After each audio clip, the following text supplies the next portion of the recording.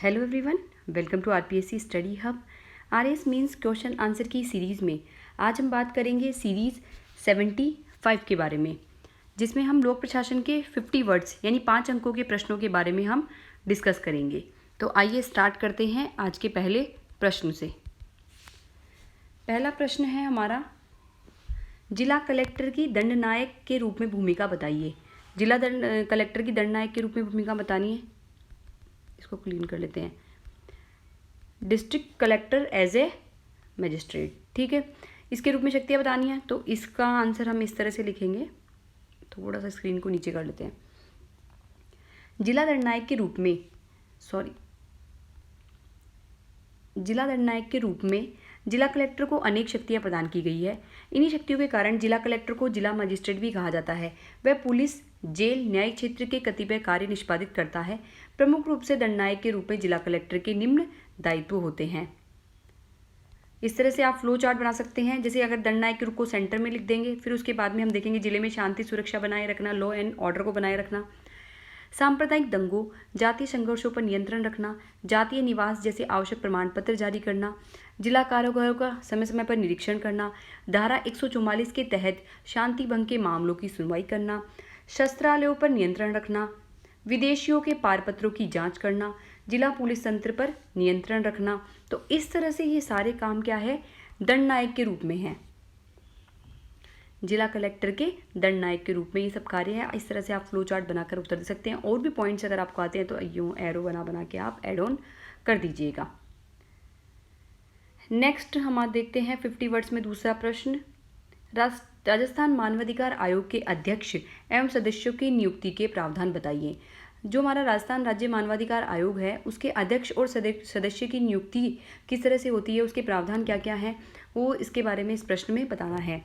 तो इसको हम लिखेंगे, आयोग के अध्यक्ष व सदस्यों की नियुक्ति एक समिति की अनुशंसा पर की जाती है।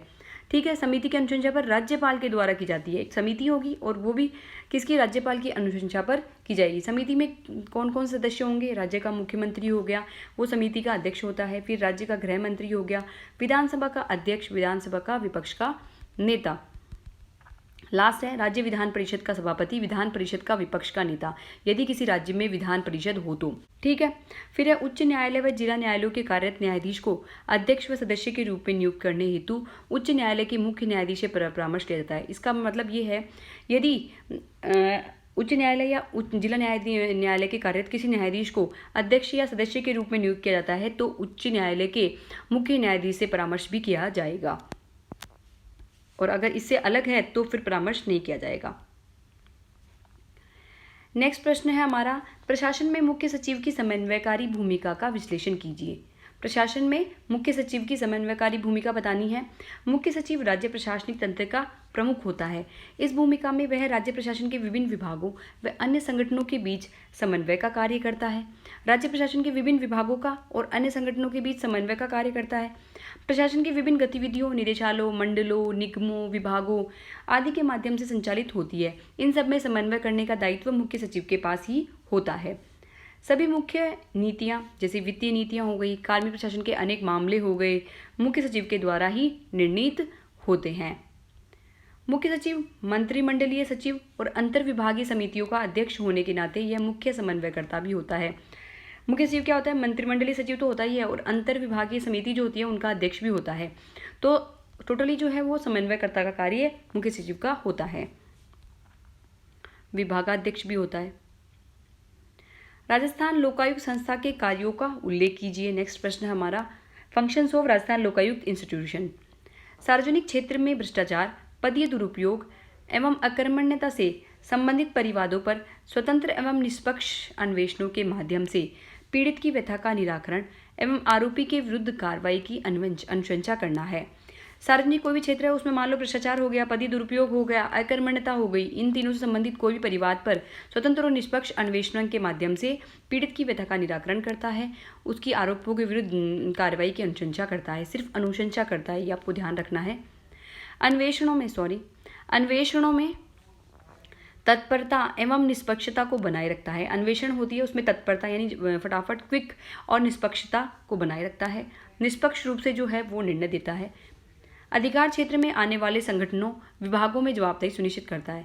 जितने भी अधिकार क्षेत्र में आने वाले संगठन हैं या फिर विभाग है, उनकी जवाबदेहिता सुनिश्चित करता है। अपने कार्य के निष्पादन में निपुणता को बनाए रखता है। निपुणता, दक्षता सबको बनाए रखता है। जन जन की समस्याओं को स्वयं को समयबद्ध रख लक्ष्य के प्रति समर्पित रहना। जन जन की समस्याओं को क्या करता है, ये समय समय पर सुलझाता भी है। ओके, फिर है हमारा 9 प्रश्न। फिर उसके बाद में हम चलेंगे अगले प्रश्न पर। राजस्थान सुनवाई का अधिकार अधिनियम 2012 के प्रमुख प्रावधान बताइए। Rajasthan right to hearing act 2012 50 words में। नागरिकों को नियत समय सीमा में पंचायत, तहसील, उपखंड और जिला स्तर पर सुनवाई का अधिकार प्रदान किया गया है। परिवाद सादे कागज पर दिया जाता है। इसमें ध्यान रखना है कि परिवाद जो होगा वो किस पर होगा, सादे कागज पर। अभी स्वीकृति अनिवार्य होगी। परिवाद प्राप्ति के 15 दिवस में सुनवाई करना अनिवार्य है। जब परिवाद प्राप्त हो गया है उसके 15 दिवस के मैक्सिमम टाइम क्या है, 15 दिन के अंदर सुनवाई करना जरूरी है। सुनवाई हेतु सप्ताह में न्यूनतम 2 दिन नियत करके सूचना पट्ट पर अधिसूचित करना। सुनवाई हेतु सप्ताह में क्या होगा, न्यूनतम 2 दिवस जो है वो निश्चित किए जाएंगे। उसके बाद सूचना जो पट्ट होगा उस पर हर बातों का अधिसूचित किया जाएगा। नियत समय सीमा की समाप्ति पर विनिश्चय के विरुद्ध 30 दिन में प्रथम अपील। नियत समय सीमा हो गई, फिर उसकी समाप्ति पर अगर कोई भी मान लो विनिश्चय हो गया, उसके विरुद्ध 30 दिन में प्रथम अपील हो गई, ठीक है। और प्रथम अपील के विनिश्चय के विरुद्ध 30 दिन में द्वितीय अपील की जा सकती है। यानी द्वितीय अपील में कितना टाइम हो गया, टोटली 60 दिन हो गया। 30 पहले वाला और 30 ये, और प्रथम अपील में 30 दिन का हो गया। नियत सीमा में सुनवाई नहीं करने पर 500 से लेकर 5000 तक का जुर्माना भी लगाया जा सकता है। राज्य सरकार द्वारा सूचना एवं सुगम केंद्रों जैसे कॉल सेंटर, ग्राहक सेवा केंद्र आदि की स्थापना की गई है, जहां से सूचना और सुगम केंद्र स्थापित किए गए हैं, जहां से व्यक्ति जो है वो सूचना प्राप्त कर सकता है। कोई भी स्कीम्स की या कोई भी राजस्थान से रिलेटेड कोई भी गवर्नमेंट की कोई भी स्कीम या कोई भी जानकारी है, उससे उसकी सूचना ये प्राप्त कर सकते हैं। ओके, तो आज के प्रश्न जो हैं इस तरह से हमने डिस्कस करें। आप इनको अपने अकॉर्डिंग जो है किसी भी कॉपी में, या आप एक कॉपी बना लीजिए जिसमें आप पेपर 3 या आपकी पेपर 3 की कोई भी कॉपी है, उसमें आप पीछे अपने क्वेश्चन आंसर लिख सकते हैं, क्योंकि लास्ट टाइम जब एग्ज़ाम होगा तो आपको रिवीजन करने में काफ़ी बेनिफिट होगा। तो आप देख सकते हैं इस तरह से। So thank you for watching this video. Bye till next video.